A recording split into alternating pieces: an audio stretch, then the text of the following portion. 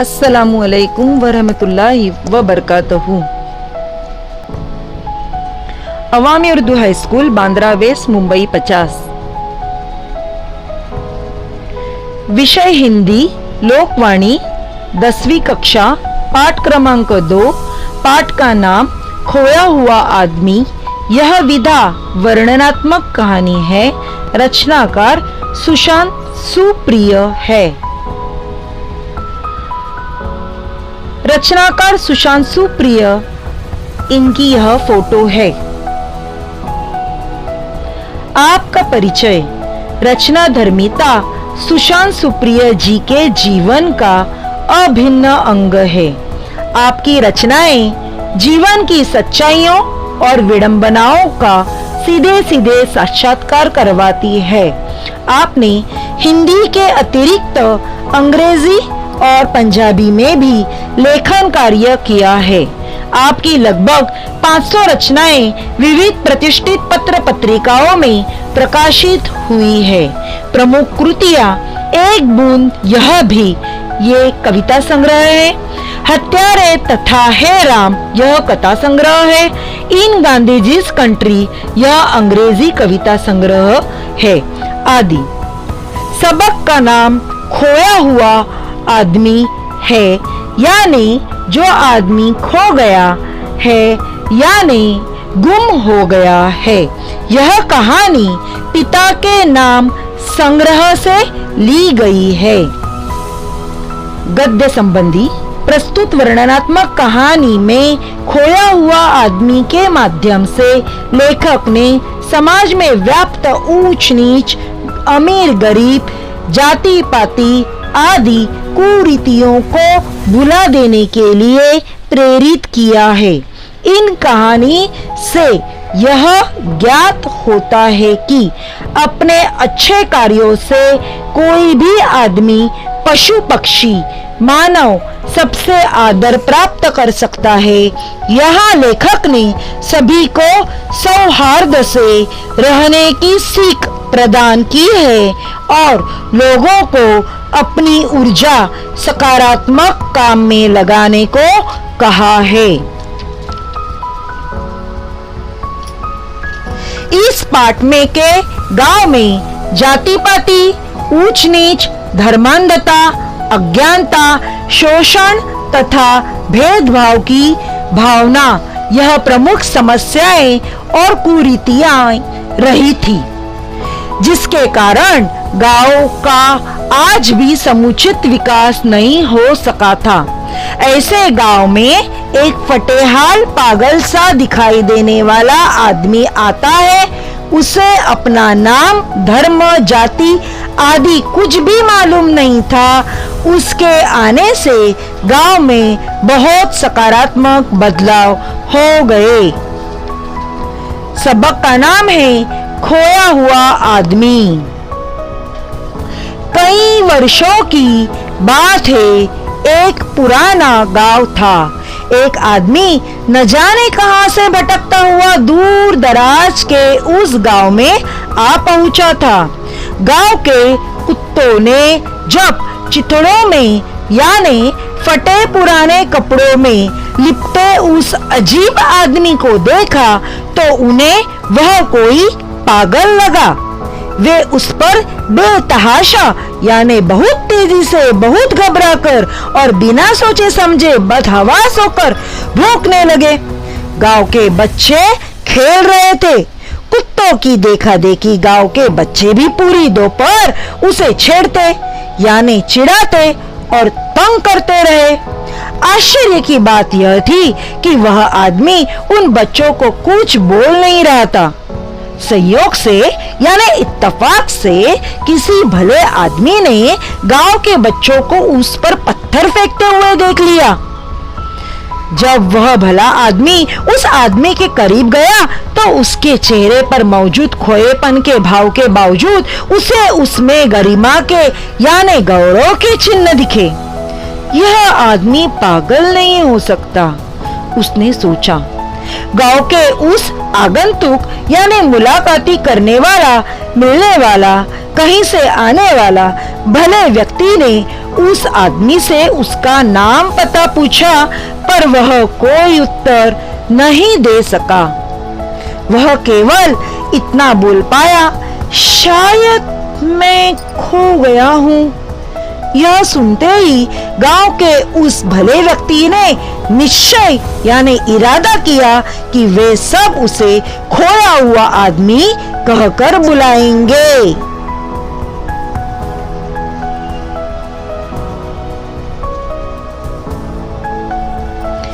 खोया हुआ आदमी इतना खोया था कि उसकी पूरी स्मृति यानी याददाश्त, स्मरण का लोप यानी नाश, खत्म, क्षय हो चुका था। उसके जहन से यानी मस्तिष्क से उसका नाम और पूरा पता पूरी तरह खो चुके थे। न उसे अपनी जाति पता थी, न अपना धर्म, लेकिन अपने खोएपन में भी उसमें परिचित जैसा कुछ था जो उसे अपना सा बना रहा था। लिहाजा जब उसे गांव के अन्य लोगों के पास ले जाया गया तो उसे देखते ही सभी एक स्वर में बोल उठे, अरे यह खोया हुआ आदमी तो बेहद अपना सा लग रहा है। उन्होंने उसे अपने ही गांव में रख लेने का फैसला यानी निर्णय किया। वह आदमी भी उस गांव में रहने के लिए तैयार हो गया।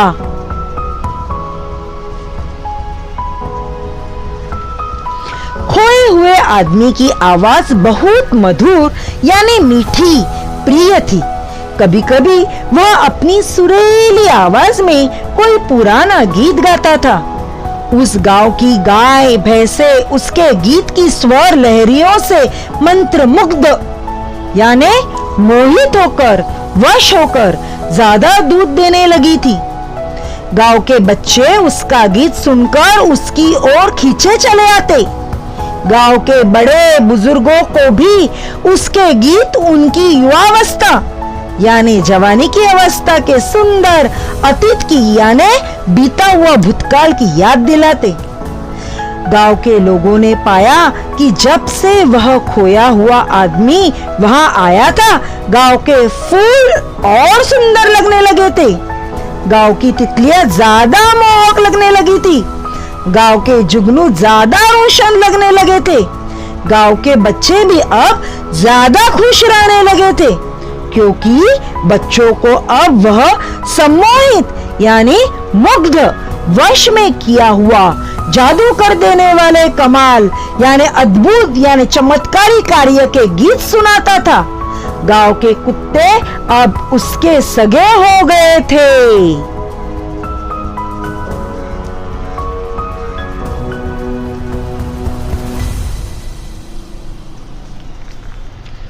वे उसके आसपास ऐसे चलते जैसे उसे गार्ड ऑफ ऑनर यानी सम्मानार्थ सैनिक सलामी दे रहे हो। उन्हीं दिनों गांव की एक वृद्धा को सपना आया कि वह खोया हुआ आदमी दरअसल यानी वास्तव में उसका ही बेटा था जो बचपन में ही कहीं खो गया था। वह एक गरीब स्त्री थी जो घास काटकर, उपले थापकर और पेड़ पौधों की लकड़ियां इकट्ठा कर अपना जीवन चलाती थी। उसने खोए हुए आदमी को अपने सपने के बारे में बताया। खोए आदमी ने खुशी खुशी उस वृद्धा को अपनी मां मान लिया और उसके साथ रहने लगा।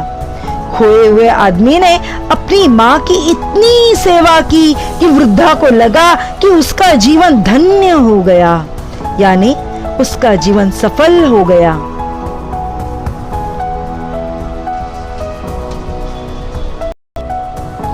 धीरे धीरे गांव वालों को खोए हुए आदमी के कई गुणों के बारे में पता चलने लगा। वह पशु पक्षियों से बात करता प्रतीत होता, यानी देखकर या अनुमान से कुछ महसूस होता। लगता था जैसे वो पशु पक्षियों की भाषा जानता हो। वह आंधी, तूफान, चक्रवात आने यानी चक्कर खाती हुई तेज हवा, बवंडर आने, ओले पड़ने या टिड्डियों के हमले, टिड्डी यानी एक परदार लाल रंग का कीड़ा जो दल में उड़ता है और फसल को हानि पहुंचाता है। तो यह टिड्डियों के हमले के बारे में गांव वालों को पहले ही आगाह कर देता। उसकी भविष्यवाणी के कारण गांव वाले मुसीबतों से बच जाते, यानी आने वाले तकलीफें, दुख, संकट से बच जाते। जब एक बार गांव में सूखे की स्थिति उत्पन्न हो गई तो खोए हुए आदमी ने आकाश की ओर देखकर न जाने किस भाषा में किस देवता से प्रार्थना की। कुछ ही समय बाद गांव में मूसलाधार यानी बहुत जोर से बारिश होने लगी। सूखी प्यासी मिट्टी तृप्त हो गई, यानी संतुष्ट हो गई। उसकी प्यास बुझी। बच्चे बड़े सभी इस झमाझम बारिश में भीगने का भरपूर आनंद लेने लगे। उस दिन से खोया हुआ आदमी गांव में सबका चहेता हो गया।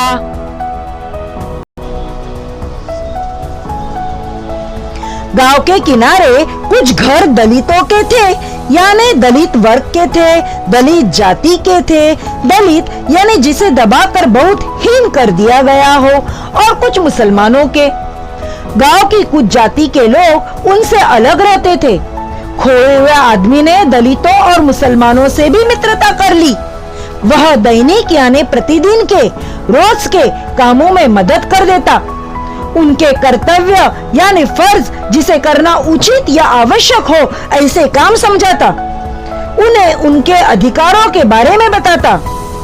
देखते ही देखते गांव के दलित अपने हक यानी अधिकार की मांग करने लगे। उधर गांव के बड़े बूढ़ों पर भी खोए हुए आदमी के समझाने का असर हुआ।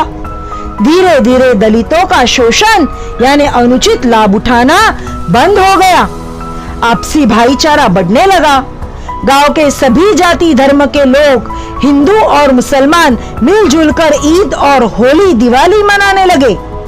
इस तरह गांव में सांप्रदायिकता यानी कट्टरपंथी, केवल अपने संप्रदाय का ही चाहने वाले और दूसरे संप्रदाय की उपेक्षा करने वाले लोग और जातिवाद को दूर करने में खोए हुए आदमी ने महत्वपूर्ण भूमिका यानी कार्य, काम, किरदार निभाई। सभी प्रकार के झगड़े टंटे समाप्त हो गए। यदि कोई विवाद यानी बहस झगड़ा होता भी तो बैठकर वे आपस में निपटा लेते। उसके आने से गांव में एक और बदलाव आया। पहले गांव में स्त्रियों की दशा ठीक नहीं थी। खोए हुए आदमी ने स्त्रियों को अपने अधिकारों के लिए लड़ना सिखाया।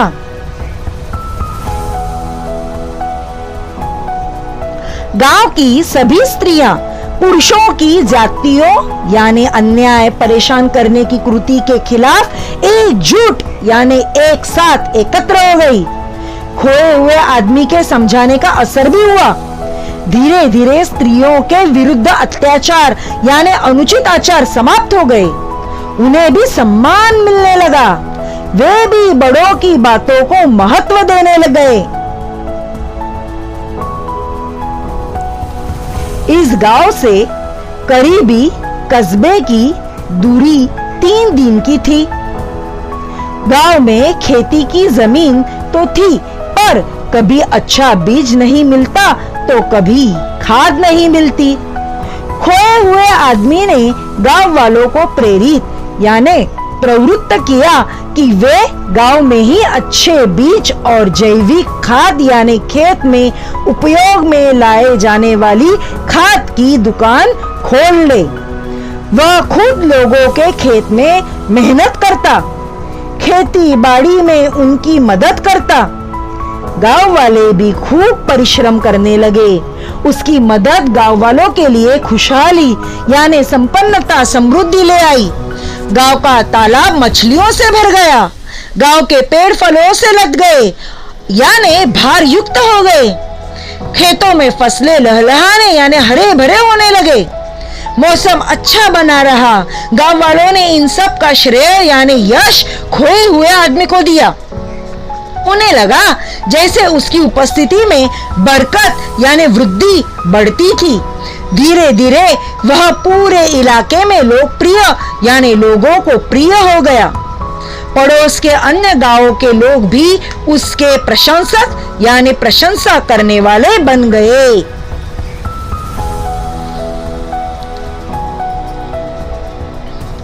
शुरू शुरू में कुछ लोग उसे प्रश्नवाचक निगाहों से देखते थे, पर खोए हुए आदमी का चेहरा इतना विश्वसनीय और उसका व्यवहार इतना सरल और सहज था कि धीरे धीरे उसके आलोचक यानी आलोचना करने वाले भी उसके प्रशंसकों में यानी प्रशंसा करने वालों में बदल गए।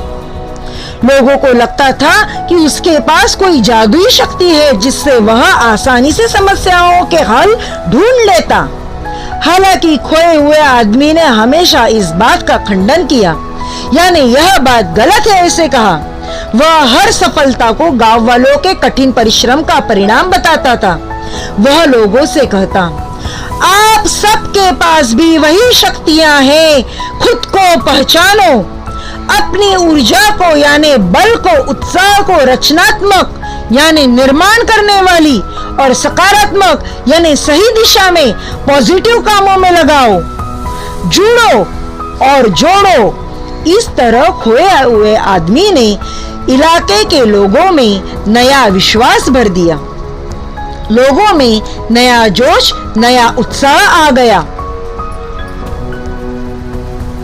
पर अंत में वह दिन भी आ पहुंचा।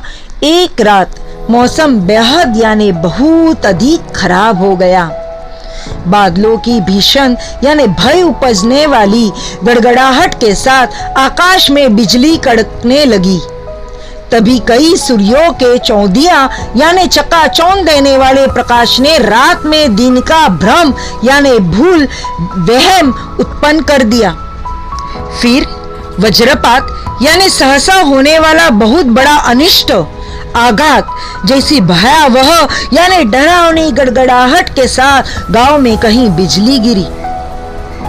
लोग अपनी सांसों की धुक धुकी के बीच अपने अपने घरों में दुबके हुए थे यानी छिपे हुए थे। सारी रात मौसम बौराया रहा यानी बावरा पागल सा रहा। लोगों का कहना है कि उस रात गंधक यानी एक तीव्र गंध वाला खनिज पदार्थ जो दवा, बारूद आदि बनाने के काम आता है, उसकी तेज गंध पूरे गांव में फैल गई थी और मकानों की खिड़कियों, दरवाजों की झिर्रियों में यानी खिड़की दरवाजे में होने वाली खाच में से घुसकर यह सभी घरों में समा गई।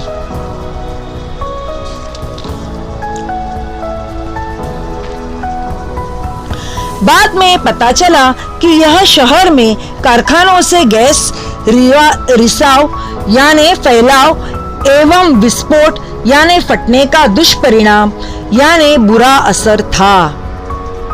सुबह जब मौसम साफ हुआ तब गांव वालों ने पाया कि वह खोया हुआ आदमी अब उनके बीच नहीं था, वह गायब हो चुका था। गांव वालों ने उसे बहुत ढूंढा पर उसका कोई पता नहीं चला।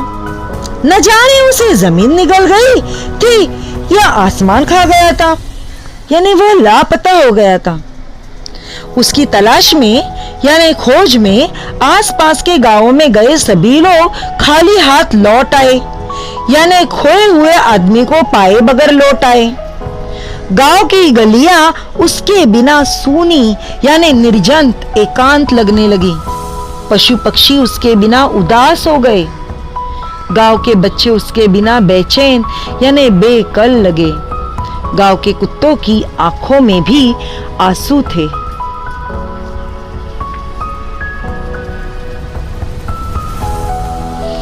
दुखी गांव वालों ने खोए हुए आदमी की याद में उसकी एक मूर्ति बनाकर गांव के बीचों बीच स्थापित कर दी। पंचायत की सभी बैठकें अब इसी मूर्ति के पास हुआ करती। गांव वालों ने प्रण यानी दृढ़ निश्चय किया था, प्रतिज्ञा ली थी कि वे उस खोए हुए आदमी के दिखाए मार्ग पर चलेंगे। आज भी यदि आप उस गांव में जाएंगे तो आपको उस खोए हुए आदमी की वहां स्थापित यानी जिसकी स्थापना की गई हो ऐसी मूर्ति दिख जाएगी। लेकिन आपको असली बात बताना तो मैं भूल ही गया। खोए हुए आदमी के गायब होने के कुछ समय बाद जब जनगणना यानी मनुष्यों की गणना करने वाले अधिकारी काम से इस गांव में पहुंचे तो किसी को भी न तो अपनी जाति याद थी न अपना धर्म याद था। धर्म और जाति के बारे में उनकी स्मृतियां यानी याददाश्त उस खोए हुए आदमी के साथ ही जैसे सदा के लिए खो चुकी थी। काश अपने गांव शहर में हमें भी ऐसा खोया हुआ आदमी मिल जाता। बच्चों, कहानी तो अभी आप लोग ने देख ली है। अब हम इस सबक के नीचे का स्वाध्याय देखेंगे। सूचना के अनुसार कृतियां कीजिए। एक कृति पूर्ण कीजिए। खोए हुए आदमी के गीत से प्रभावित होने वाले। खोया हुआ आदमी जो गीत गाता था उससे जो प्रभावित हो गए उनका यहाँ पे जिक्र करना है। जिस अंदाज में सवाल पूछा उसी अंदाज में जवाब देना है। यहाँ पे दिया हुआ है, देखो उत्तर। खोए हुए आदमी के गीत से प्रभावित होने वाले गाय, भैंस, बच्चे, बड़े बुजुर्ग, कुत्ते, यह सब है।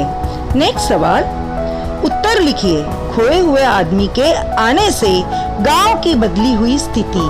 अब आप सभी को मालूम है इसका जवाब बड़ा है और छोटी सी जगह है, तो कुछ बच्चे क्या करते हैं, बड़े जवाब के लिए एक एक जुमले में जवाब लिखते हैं। चारों पॉइंट्स चारों लाइन में लिख देते हैं इस तरीके से।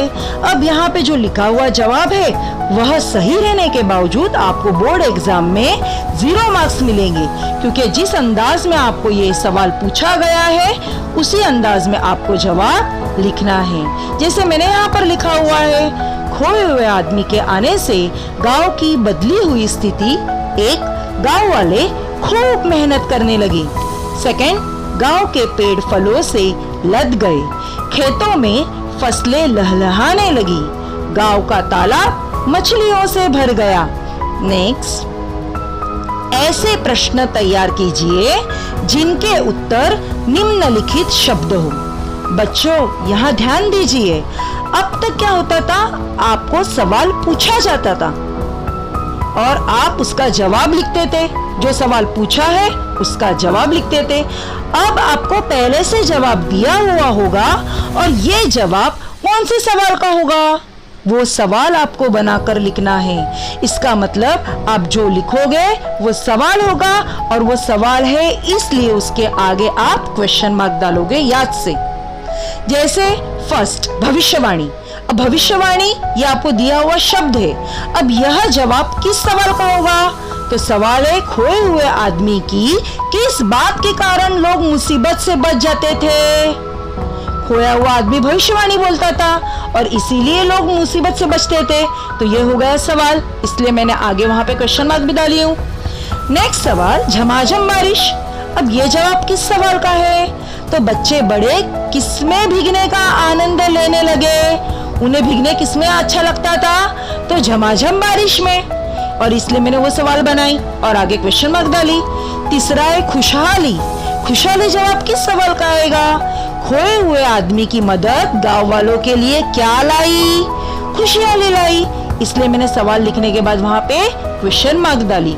नेक्स्ट, गंधक। उस रात गांव में किसकी गंध फैल गई, गंधक की फैल गई थी। इस तरीके से आप लोग को सवाल बनाकर आगे लिखना है और क्वेश्चन मार्क बगैर भूले डालना है।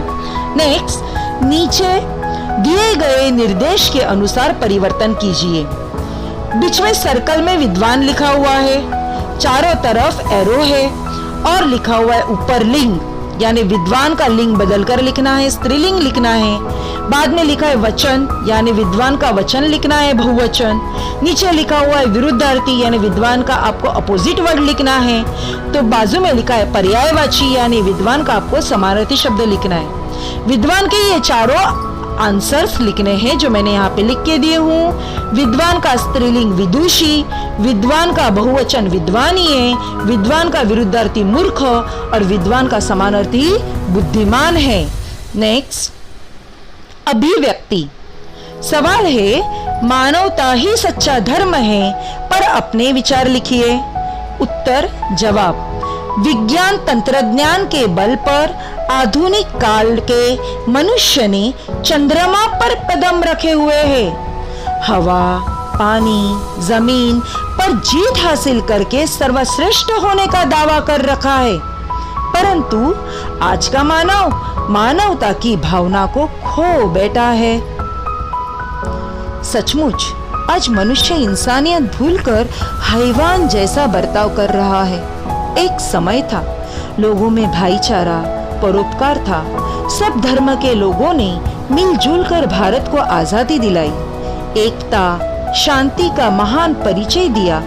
स्वतंत्र भारत के संविधान द्वारा प्रत्येक भारतीय को, चाहे वह किसी भी जाति या धर्म का हो, समान अधिकार प्रदान किया गया है। परंतु आज भी विषमता कम नहीं हुई है। आज भी धर्म जाति के नाम पर मानवता का गला घोटा जा रहा है। जातीय संघर्ष की छोटी मोटी घटनाएं आज भी देश में हो रही है। मानवता के नाते से हमें सबको मिलजुल कर रहना चाहिए। सभी धर्मों के लोगों को हिल मिल कर रहना चाहिए। प्रेम, दया, क्षमा, परोपकार यही मानवता के सही लक्षण होते हैं। यह बात हमें हमेशा ध्यान में रखना चाहिए। भगवान गौतम बुद्ध, मोहम्मद पैगंबर, ईसा मसीहा, संत गुरु नानक, महात्मा गांधी जैसे महामानव के शांति प्रिय विचारों का अनुकरण करना होगा, तभी मानवता बनी रहेगी। मानवता यही सच्चा धर्म है।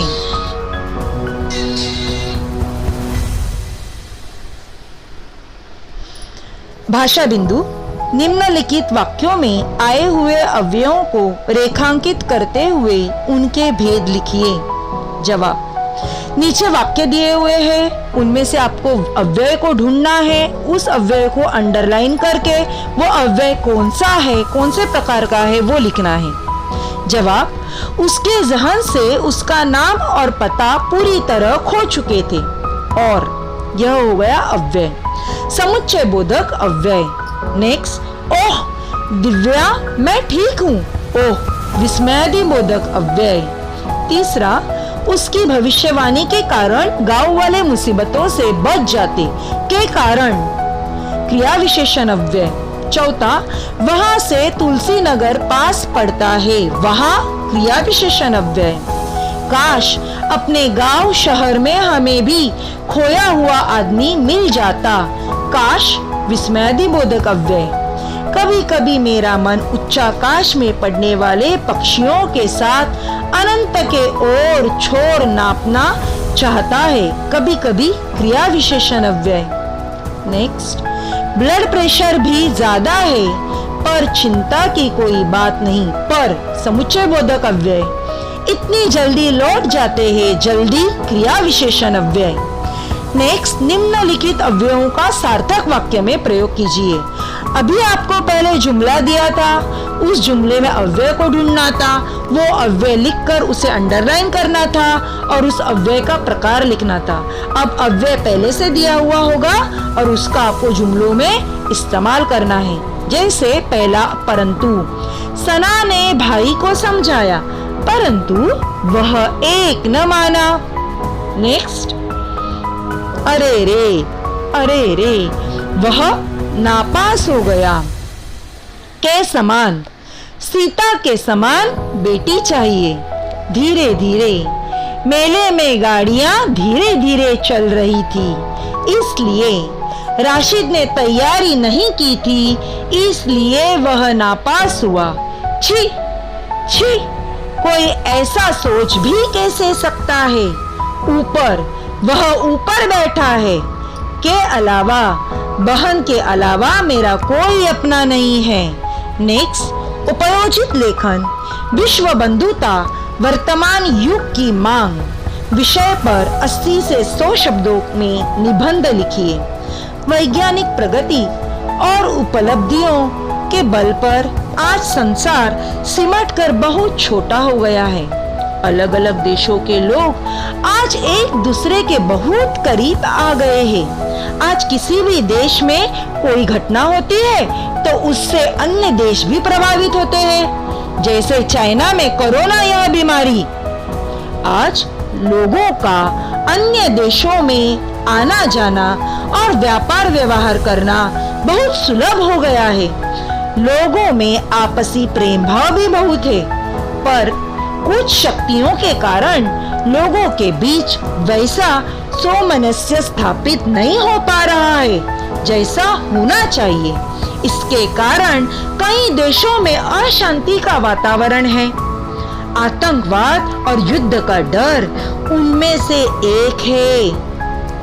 संसार में लोगों में आपसी भाईचारे के प्रयास पहले भी होते रहे हैं और आज तो बहुत तेजी से जारी है, पर आज के युग में विश्व बंधुता की सबसे अधिक जरूरत है। आज संसार विस्फोटकों के ढेर पर बैठा हुआ है। तरह तरह के विनाशक अस्त्र शस्त्रों का भय लोगों में दहशत पैदा कर रहा है। इसलिए आज सभी देशों के बीच आपसी प्रेम भाव की अत्यधिक आवश्यकता है। इस बात को अब सभी देश मानने लगे हैं और इस दिशा में प्रयास भी शुरू हो गए हैं। विश्व बंधुता की भावना से ही विश्व में शांति और सद्भाव स्थापित हो सकता है। बच्चों, इसी तरह हमारा आज यह सबक कंप्लीट हो गया। शुक्रिया।